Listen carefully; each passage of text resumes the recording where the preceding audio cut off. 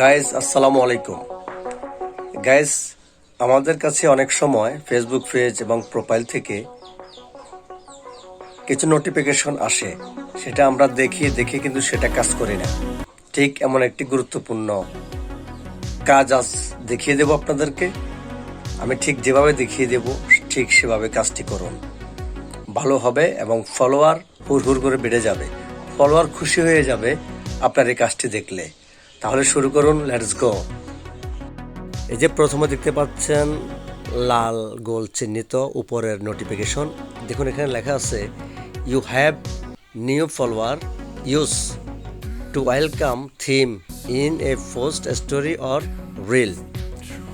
Facebook team আপনাকে বলতেছে, যারা আপনাকে নতুন ফলো করতেছে আপনি তাদেরকে নিয়ে স্টোরিতে বা পোস্ট দিতে বলতেছে আপনাকে। তো আপনি কি করবেন? তো আপনি এই নোটিফিকেশনে একটা টাচ দিন। এই নোটিফিকেশনে টাচ দেওয়ার পরে আপনার সামনে ঠিক এই একটা ইন্টারফেস শো করবে।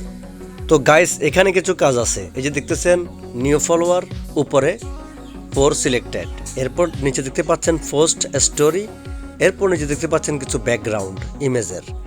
তো আপনি যদি এই 4 ফলোয়ারকে অভিনন্দন জানাতে চান তাহলে পোস্ট করতে পারেন টাইমলাইনে, আর না হয় স্টোরিতে তাদেরকে অভিনন্দন জানাতে পারেন।